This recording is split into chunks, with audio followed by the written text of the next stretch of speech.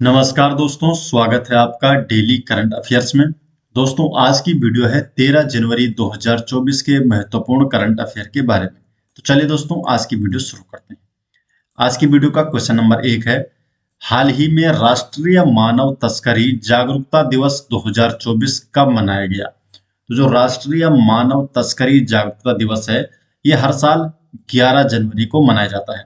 तो 11 जनवरी को राष्ट्रीय मानव तस्करी जागरूकता दिवस मनाया जाता है।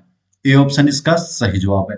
तो हर साल 11 जनवरी को राष्ट्रीय मानव तस्करी जागरूकता दिवस के रूप में मनाया जाता है।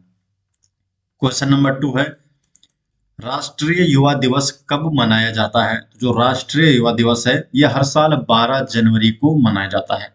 तो 12 जनवरी को हर साल राष्ट्रीय युवा दिवस मनाया जाता है। डिटेल जान लेते हैं। तो स्वामी विवेकानंद की शिक्षाओं और सिद्धांतों को श्रद्धांजलि देने के लिए भारत में प्रत्येक वर्ष 12 जनवरी को राष्ट्रीय युवा दिवस मनाया जाता है। स्वामी विवेकानंद जी का जन्म हुआ था 12 जनवरी 1863 को कोलकाता में, और 1984 में भारत सरकार ने पहली बार स्वामी विवेकानंद के जन्मदिन 12 जनवरी को राष्ट्रीय युवा दिवस के रूप में मनाने की घोषणा की थी, और तभी से हर साल पूरे देश में 12 जनवरी को राष्ट्रीय युवा दिवस के रूप में मनाया जाता है। प्रधानमंत्री नरेंद्र मोदी द्वारा 12 जनवरी को महाराष्ट्र के नासिक में राष्ट्रीय युवा महोत्सव का शुभारंभ किया गया।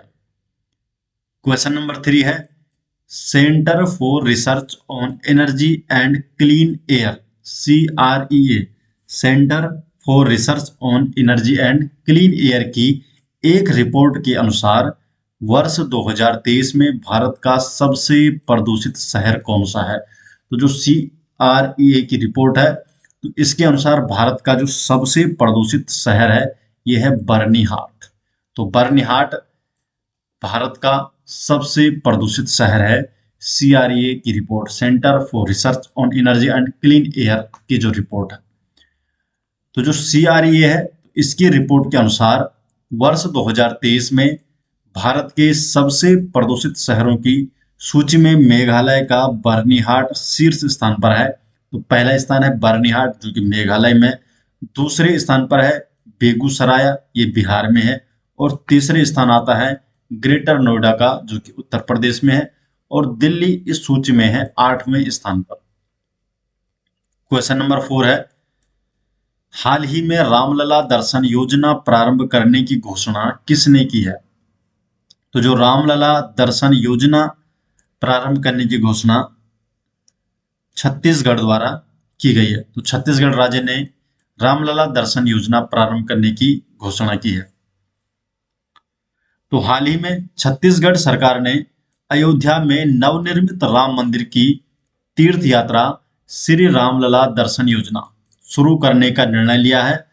प्रतिवर्ष लगभग 2 लाख तीर्थ यात्रियों को श्री रामलला दर्शन के लिए ले जाया जाएगा। तीर्थ यात्रियों के लिए जो पात्रता होगी 18 वर्ष से 75 वर्ष। इसमें छत्तीसगढ़ के जो मूल निवासी होंगे, इनके लिए ये पात्रता होगी जो जिला मेडिकल बोर्ड द्वारा आयोजित स्वास्थ्य परीक्षण में फिट पाए जाएंगे। तो ये योजना जो है, ये छत्तीसगढ़ के मूल निवासियों के लिए है, और पात्रता है 18 से 75 वर्ष। धार्मिक नगरी अयोध्या में श्री रामलला की जो प्राण प्रतिष्ठा है, ये 12 जनवरी 2024 को होने जा रही है। क्वेश्चन नंबर 5 है, हाल ही में Kochi Lakshadweep island submarine optical fibre connection project का उद्घाटन किसके द्वारा किया गया है? तो जो Kochi Lakshadweep island submarine optical fibre connection project है, तो इसका उद्घाटन नरेंद्र मोदी द्वारा किया गया है। तो बी ऑप्शन इसका सही जवाब है।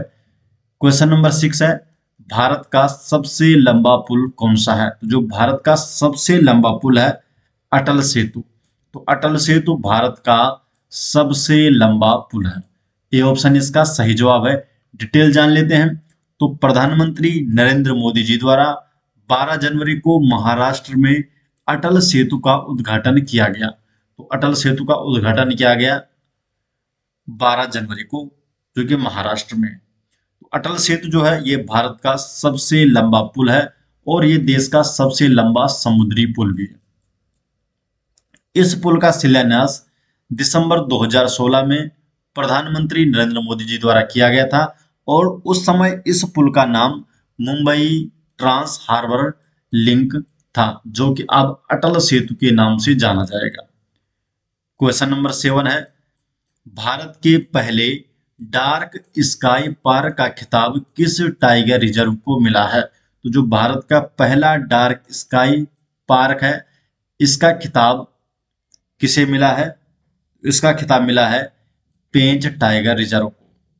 तो पेंच टाइगर रिजर्व को भारत के पहले डार्क स्काई पार्क का खिताब मिला है। तो महाराष्ट्र का जो पेंच टाइगर रिजर्व है, इसे भारत का पहला और एशिया का 5वां डार्क स्काई पार्क वाला टाइगर रिजर्व ये बन गया है। क्वेश्चन नंबर 8 है, स्वच्छ सर्वेक्षण 2023 में किन 2 शहरों को सबसे स्वच्छ गंगा शहर का अवार्ड मिला है? तो सबसे स्वच्छ गंगा शहर का अवार्ड 2023 का मिला है वाराणसी और प्रयागराज को। तो वाराणसी और प्रयागराज को स्वच्छ सर्वेक्षण 2023 में इन 2 शहरों को सबसे स्वच्छ गंगा शहर का अवार्ड मिला है। तो उत्तर प्रदेश के वाराणसी और प्रयागराज को सबसे स्वच्छ गंगा शहर के रूप में चुना गया है स्वच्छ सर्वेक्षण 2023 में। क्वेश्चन नंबर 9 है, नई पीढ़ी के आकाश मिसाइल का सफल परीक्षण किया गया, यह किस प्रकार की मारक मिसाइल है? जो आकाश मिसाइल है जिसका कि सफल परीक्षण किया गया है, तो ये किस प्रकार की मारक मिसाइल है? तो ये है सतह से हवा में मार करने वाली मिसाइल।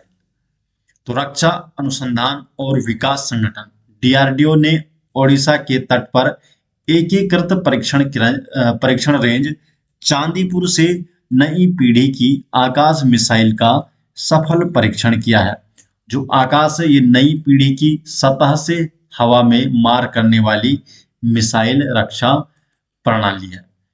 क्वेश्चन नंबर 10 है, प्रधानमंत्री नरेंद्र मोदी जी द्वारा 27वें राष्ट्रीय युवा महोत्सव का उद्घाटन किस शहर में किया गया है? तो जो 27वें राष्ट्रीय युवा महोत्सव है जो कि 12 जनवरी को किया गया, तो इसका उद्घाटन किस शहर में किया गया है? तो इसका उद्घाटन किया गया है नासिक में।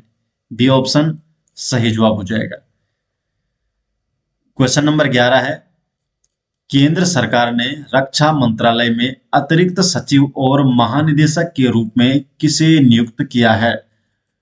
तो किसे नियुक्त किया गया है? समीर कुमार सिन्हा को। तो डी ऑप्शन समीर कुमार सिन्हा को केंद्र सरकार ने रक्षा मंत्रालय में अतिरिक्त सचिव और महानिदेशक के रूप में नियुक्त किया है। तो केंद्र सरकार ने हाल ही में वरिष्ठ आईएएस ऑफिसर समीर कुमार सिन्हा को रक्षा मंत्रालय में अतिरिक्त सचिव और महानिदेशक के रूप में नियुक्त किया है। तो दोस्तों ये हो गए आज 13 जनवरी 2024 के महत्वपूर्ण करंट अफेयर। ये सभी नोट्स आपको मिल जाएंगे हमारे वेबसाइट में, जिसका लिंक आपको डिस्क्रिप्शन में देखने को मिल जाएगा, या आप गूगल पर सर्च कर सकते हैं jardhariclasses.com और उस वेबसाइट में डेली करंट अफेयर के सभी नोट्स आपको देखने को मिल जाएंगे। तो मिलते हैं दोस्तों नेक्स्ट वीडियो के साथ, तब तक के लिए आपका बहुत बहुत धन्यवाद।